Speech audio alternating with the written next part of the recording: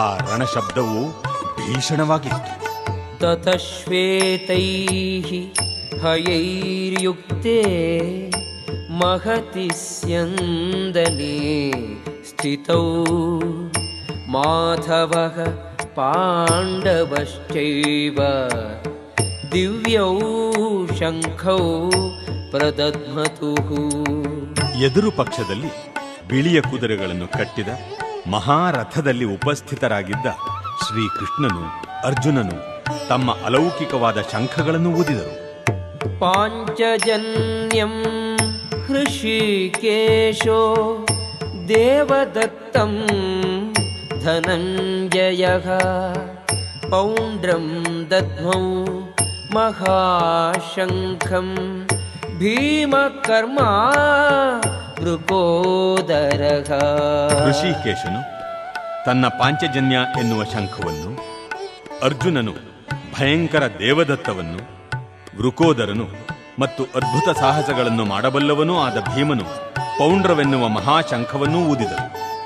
ಅನಂತ ವಿಜಯಂ ರಾಜ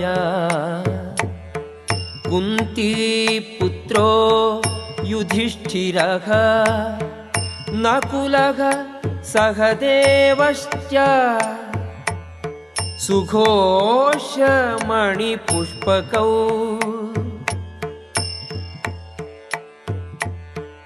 ಕಾಶ್ಯಶ್ಚ ಪರಮೇಶ್ವಾಸಃ ಶಿಖಂಡೀ ಚ ಮಹಾರಥಃ ಧೃಷ್ಟದ್ಯುಮ್ನೋ ವಿರಾಟಶ್ಚ ಸಾತ್ಯಕಿಶ್ಚ ಪರಾಜಿತಃ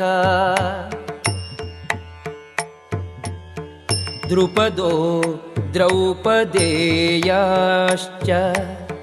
ಸರ್ವಶಃ ಪೃಥಿವೀಪತೆ ಸೌಭದ್ರಶ್ಚ ಮಹಾಬಾಹುಃ ಶಂಖಾನ್ ದದ್ಮುಃ ಪೃಥಕ್ ಪೃಥಕ್. ಕುಂತಿ ಪುತ್ರನಾದ ಯುಧಿಷ್ಠಿರನು ಅನಂತ ವಿಜಯ ಎಂಬ ತನ್ನ ಶಂಖವನ್ನು ಊದಿದನು. ನಕುಲ ಸಹದೇವರು ಸುಘೋಷ ಮತ್ತು ಮಣಿಪುಷ್ಪಕ ಶಂಖಗಳನ್ನು ಊದಿದರು. ಅರಸನೇ, ಮಹಾಧನುರ್ಧಾರಿಯಾದ ಕಾಶಿರಾಜ, ಮಹಾರಥನಾದ ಶಿಖಂಡಿ, ದೃಷ್ಟದ್ಯುಮ್ನ, ವಿರಾಟ, ಅಜೇಯನಾದ ಸಾತ್ಯಕಿ, ದ್ರುಪದ, ದ್ರೌಪದಿಯ ಮಕ್ಕಳು, ಮಹಾಬಾಹುವು, ಸುಭದ್ರೆಯ ಮಗನೂ ಆದ ಅಭಿಮನ್ಯು ಎಲ್ಲರೂ ತಮ್ಮ ತಮ್ಮ ಶಂಖಗಳನ್ನು ಊದಿದರು. ಸಘೋಷೋಧಾರ್ತರಾಷ್ಟ್ರಾಣಾಂ ಹೃದಯಾನಿ ವ್ಯದಾರಯತ್ ನಭಶ್ಚ ಪೃಥಿವೀಂ ಚೈವ ತುಮುಲೋ ವ್ಯನುನಾದಯಲ್. ಈ ಶಂಖಗಳ ನಾದದಿಂದ ತುಮುಲ ಉಂಟಾಯಿತು. ಭೂಮಿ ಮತ್ತು ಆಕಾಶಗಳಲ್ಲಿ ಪ್ರತಿಧ್ವನಿಯನ್ನು ಮಾಡುತ್ತಾ ಅದು ಕೌರವರ ಹೃದಯಗಳನ್ನು ಚೂರು ಚೂರು ಮಾಡಿತು.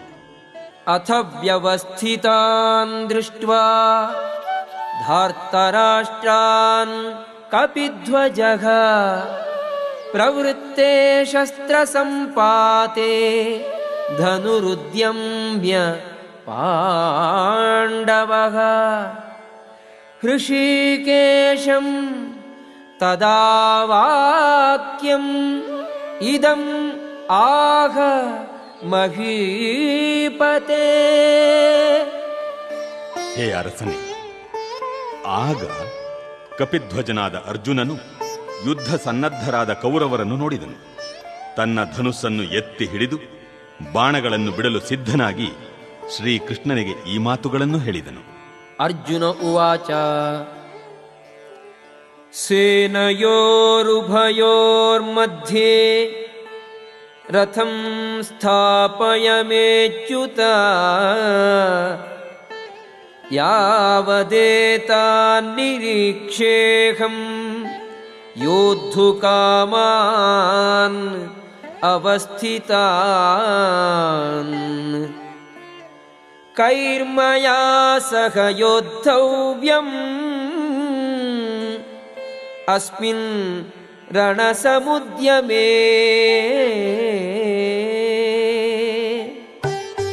ಅರ್ಜುನ ಹೇಳಿದ, ಹೇ ಅಚ್ಯುತ, ಯುದ್ಧ ಮಾಡಲು ಸನ್ನದ್ಧವಾಗಿರುವ ಇವರನ್ನು ಮತ್ತು ಈ ಘೋರ ಶಸ್ತ್ರ ಸ್ಪರ್ಧೆಯಲ್ಲಿ ನಾನು ಯಾರೊಡನೆ ಹೋರಾಡಬೇಕೋ ಅವರನ್ನು ನೋಡಲು ಸಾಧ್ಯವಾಗುವಂತೆ ಈ ಎರಡು ಸೈನ್ಯಗಳ ಮಧ್ಯೆ ನನ್ನ ರಥವನ್ನು ನಿಲ್ಲಿಸು. ಯೋತ್ಸ್ಯಮಾನಾನ್ ಅವೇಕ್ಷೇಹಂ ಯಯೇತೇತ್ರ ಸಮಾಗತಾಃ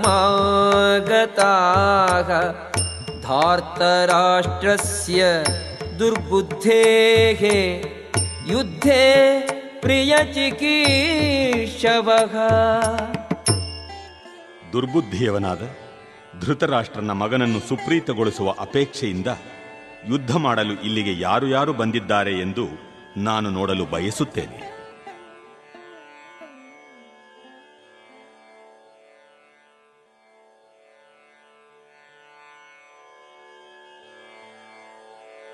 ಸಂಜಯ ಉವಾಚ ಏವಮುಕ್ತೋ ಹೃಷೀಕೇಶೋ ಗುಡಾಕೇಶೇನ ಭಾರತ ಸೇನಯೋರುಭಯೋರ್ಮಧ್ಯೆ ಸ್ಥಾಪಯಿತ್ವಾ ರಥೋತ್ತಮಂ.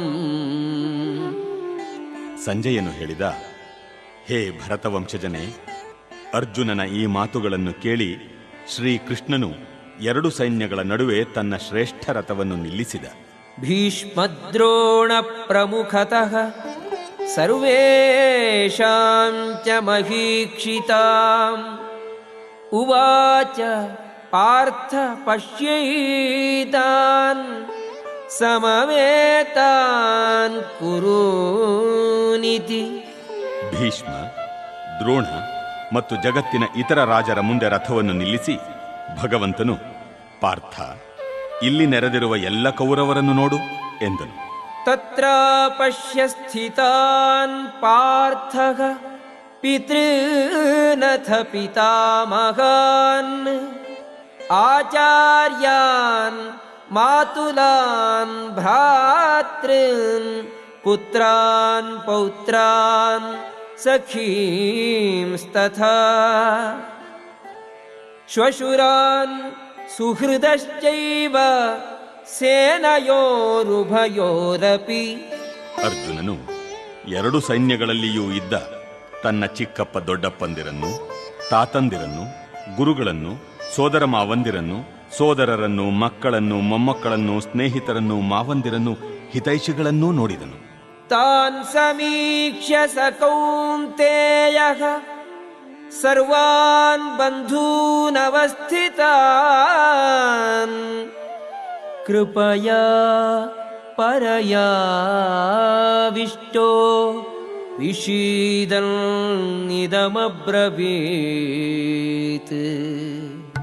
ಕುಂತಿಯ ಮಗ ಅರ್ಜುನನು ಈ ಎಲ್ಲ ನೆಂಟರಿಷ್ಟರನ್ನು ಕಂಡಾಗ ತುಂಬ ಭಾವಪರವಶನಾಗಿ ಹೀಗೆ ಹೇಳಿದನು.